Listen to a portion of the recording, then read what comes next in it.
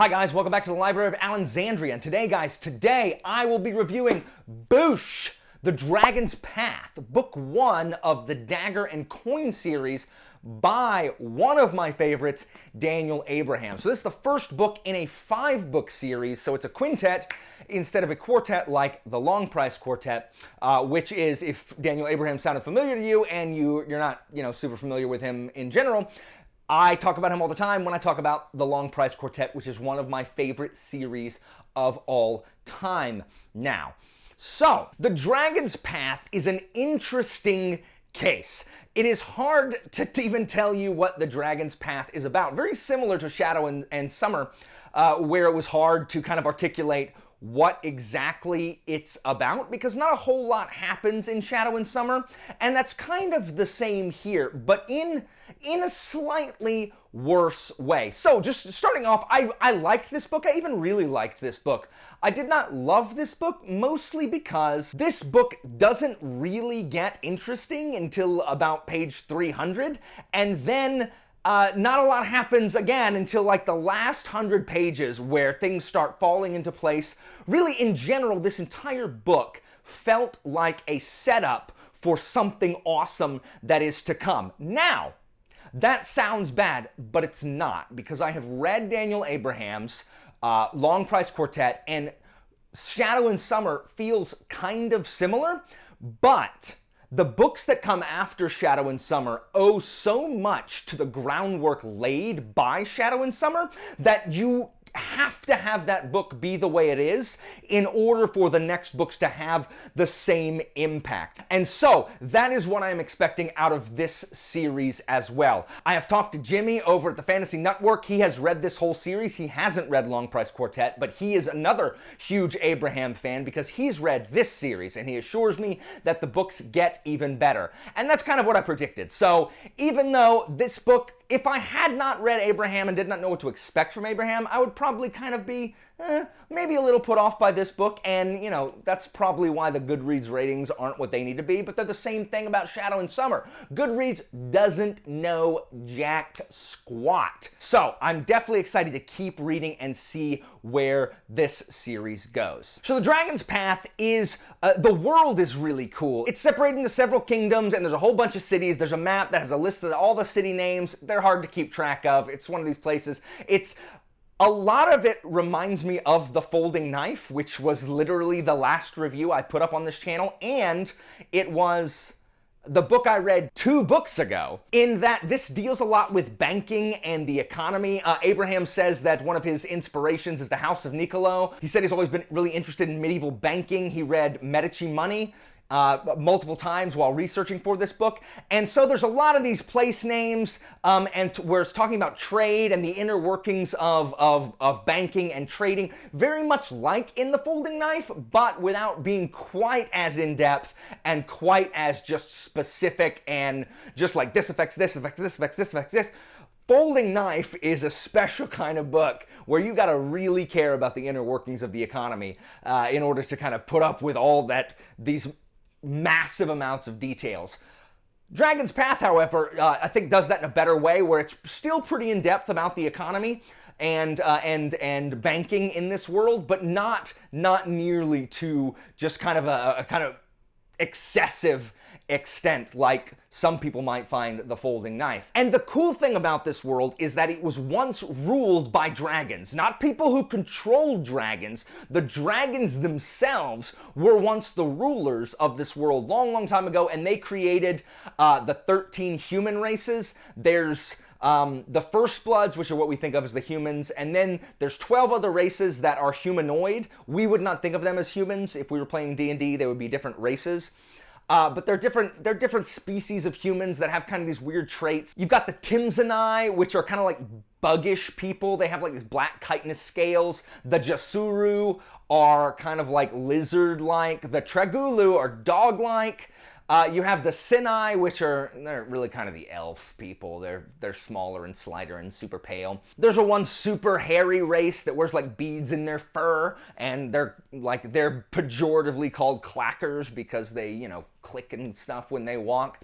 And so it's really, really cool. And in the north, in kind of the kingdom of Andea, the First Bloods are the primary race, and these other kind of races are the slave races, where they're forced into servitude. And then south, where the other characters of this book are the free cities where there aren't any slave races. And so that's kind of the world that we live in. Otherwise, it's, you know, it's pretty European with a kind of like an Eastern or Middle Eastern feel in some of the places as well. So there's 4 main characters in this book. You have Marcus, Kithrin, Getter, and Dawson. And then there's 2 other POVs, one that opens the book in the prologue called The Apostate. And guys, just to start the prologue, this priest of this like secret spider goddess in the prologue, he bleeds spiders. He bites his hand, and from his blood comes spiders. In his blood. And I know a bunch of you just dislike this video. You're all like, nope, nope, nope. It happens one time. And so don't freak out about it. That's actually one of the most interesting things in this book.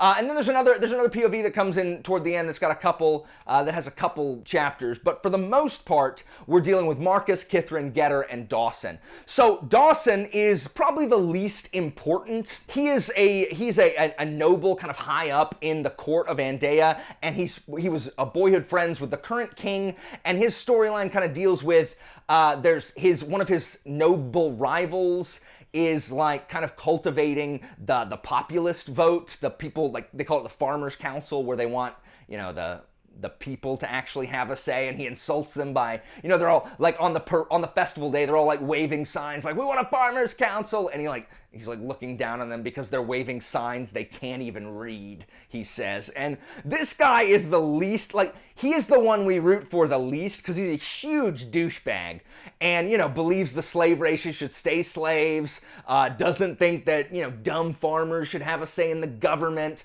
But, I mean, he's nice to the king, who we like. We like King Simeon. He's pretty cool. And so he's kind of like trying to manipulate things and get a leg up on his rival and that kind of stuff. But he's really least important, at least going forward. The 3 probably main characters, I would say, are the other 3. And of those other 3, the one that I'm confused about where the story is going is Marcus Wester, which is just a freaking cool name that evokes 2 things for me. One, Albert Wesker from the Resident Evil video games, which is one of the best like video game villains of all time, even when he gets cartoonish, like in Resident Evil 5, where he's like, at the end of the line, Chris! Time to die, Chris. And it's just like, dude, calm down, Wesker. But also, when reading this book, I had difficulty keeping Marcus separate from Marcus from the Shadow campaigns written by Django Wexler, because Marcus in that is Marcus's deal is that he was once this great general that fought for kings, and while he was being this great general, he lost his wife and his daughter, and he's haunted by the fact that they are dead, and so he projects that onto, you know, the other people, especially Kithrin, who he spends most of this book with. And kind of a similar thing happens with Marcus in the Shadow campaigns as he loses his wife and daughter and sister, I forget. He loses some of his family, and he is also a soldier.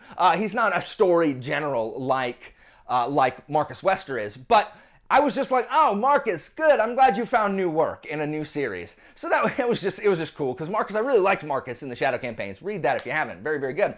But Marcus's deal is he does not want to get involved in this war that kind of everybody feels is coming, because that's what the Dragon's Path means. The name of the book, The Dragon's Path, means the path to war. The dragons destroyed themselves by going to war and warring with each other, and this factionalism and civil war and all this other stuff.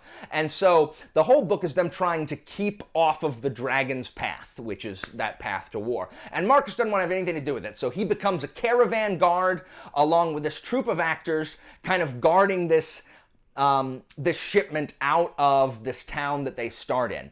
And so that's pretty much his role. I know that Marcus's story is building to something, but in this one, Marcus doesn't really have a whole lot to do, which is one of my criticisms with this. My two favorite characters in this book by far are Kithrin, who is a half-Sinai, who is a ward of the Bank of Venai, that starting town, and then Getter, who is this kind of like pudgy minor noble from Andea, who likes to read, doesn't really like to fight. He likes to read and write. He writes, he loves to translate. It's like when I bring my far text of the Aeneid home and translate, you know, the Aeneid from Latin into English for fun. He does that. He like translates these old books for fun.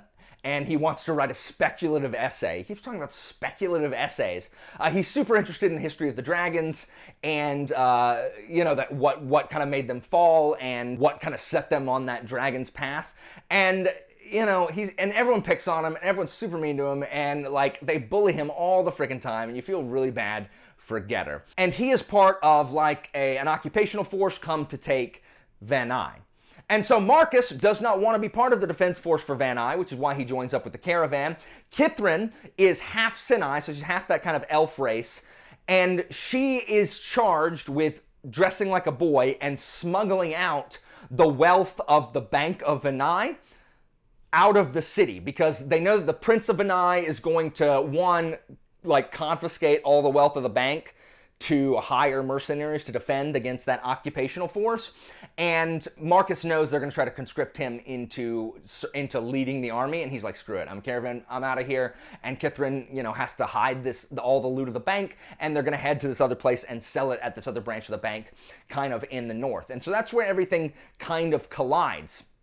And that's really the basic premise of this story. And so, like I said, this is largely a setup book. Like, at the end, you are pretty confident where we are headed, and it is exciting to see the things that are coming. But where Abraham really shines in this, just like in Long Press Quartet, are these characters, especially female characters. Like, he writes really good and really strong and interesting female characters that have a lot of agency, and they're not the typical female characters that you see in your ordinary fantasy book. I mean, Kithrin herself is... We watch her character arc grow from, you know, being super timid to realizing that she actually knows a crap load about banking. And it's so interesting to watch her mind work, where she struggles in these other areas, like these interpersonal areas, and in her personal life and her self-confidence, until you get her around money and trade. And then her mind, you see the gears work.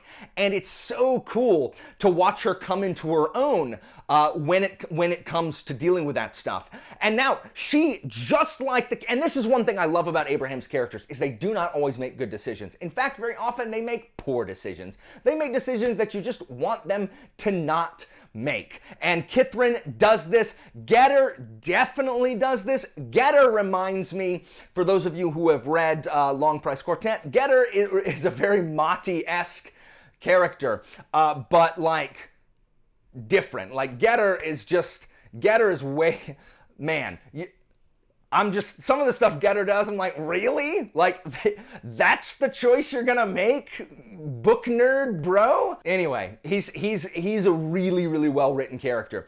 But Kithrin is great. She struggles with her own vices. Dawson's wife, Clara, is actually really interesting as well. And that kind of brings me to one of the themes of this book, because one thing that Abraham does so well is he writes these really overlooked, kind of underestimated, put upon characters really, really well. First of all, there's not a ton of characters like that in fantasy, really, especially that aren't protagonists. And if they are, they're usually like completely pathetic. He writes really sympathetic characters like that, where they are overlooked, but not for good reason. Like, Clara is overlooked because she's a woman. She's even like, you know, I can sneak in there because I'm a feckless woman who no one expects anything of. And he's right. The nobility doesn't expect anything of their women. And then Kithrin is so small and young that no one expects her to have this kind of head for business and this head for trade. And Getter, he is the book nerd. No one expects anything of him. In the very beginning, his very first chapter, he falls into a poop pit and is covered with poop. And everyone makes fun of him because that's the kind of person that Getter is. And so everyone is kind of underestimated. All of our main characters are underestimated. Even Marcus, who is this great general, is often taken for just a simple caravan guard. So when he has to flex and threaten, people are like, "Oh!" and they're terrified because Marcus is a scary dude. And the magic system of this world, there's almost no magic in this at all. And the magic that exists deals with the concept of truth and lies. And this is the most fascinating aspect of this book. You get a little bit in the prologue, and then you kind of learn some more as the thing goes on. And this whole concept of the truth as a weapon versus lies and masks and deceptions. For most of this book, everyone is pretending to be somebody else, is putting on some kind of mask, like playing some kind of game. And the truth is thought of as this thing that is just gonna shed this harsh, ravaging light upon things. And so everyone kind of stays away from it. Everyone's afraid of the truth, and that kind of gets weaponized in a way. It's super fascinating. The dealing with truth and lies and the magic system that kind of ties into that is absolutely hands down the most fascinating part in this book of the world building. That and the fact that the dragons ruled the world at one point. So this is just really, really interesting to watch how much everyone lies. Everyone is a dirty, dirty liar. And the problem is if you're someone that tells the truth, you're taken advantage of in this kind of harsh world that doesn't give a crap. At one point, someone making some kind of deal somewhere says, if everyone's happy, you've overlooked something. Meaning it's not about finding a mutually beneficial compromise. It's about making sure you get a leg up on your opponent, and you do that through any duplicitous means that you need to. So the character work in here is fantastic. Already, Kithrin and Getter are some of the most unique characters I've come across recently. I am super excited to kind of see where this goes. And the whole series is called The Dagger and the Coin because the dagger represents war and the coin represents trade, which are the two key components of any war. So I wasn't scheduled to read this on my TBR. I actually called an audible, which is a football term, which I first heard when I was playing Mutant League Football for the Sega Genesis. I will be shocked if anyone else played Mutant League Football for the Genesis. It was and remains my favorite football video game of all time. And I, being a child, did not understand what that meant when I called an audible in that game. I just assumed that was when you shouted the play out loud. And it was only till later that I learned it just means you change up the plan. And so that's what I did. I changed up the plan and right here said it out loud to where I subbed this in because Abraham's new book, Age of Ash, is coming out in February, and I want to have all of Daniel Abraham's work. I'm not going to get to The Expanse, but I want to have all of his other stuff read before I start Age of Ash right when that comes out, because Abraham is definitely one of my favorite authors. On the Kingfen approval system, I give The Dragon's Path an excellent plus. It didn't quite go into the superb section, and out of 5 stars, I'm going to give this 3.5 stars. I gave Shadow and Summer the exact same rating, 3.5 stars, and I have since altered my rating of Shadow and Summer to 5 stars because what comes after it elevates what came before so much that I can't give Long Press Quartet anything but a solid 4-star all around. I am anticipating I will be doing the same thing here with Dragon's Path. But for now, it's at 3.5 stars taken on its own. I really believe in Abraham's ability to perfectly plot a story from beginning to end. Long Price Quartet, again, earned so much benefit of the doubt from me because of the Long Price Quartet. I do think all of the names and race things, there is a link on Daniel Abraham's website that describes the 13 human races that was beyond helpful because he doesn't really actually describe them super in depth in the book, so that was a little challenging for me if I hadn't had that. It is kind of hard to get into, but I think it is more it's probably more accessible to people who read fantasy than is Long Price Quartet, which is this this Far Eastern, and they've got the poses of ooh, he took a pose of query, he took a pose of thank you, or whatever. There's none of that. So it's slightly more accessible, I think. But I did like probably Shadow and Summer slightly better than Dragon's Path. Guys, that is it for me today. As always, information about my Patreon and Discord is down in the description. I can't wait to read more Dagger and Coin next month. and I'll see you next time, guys.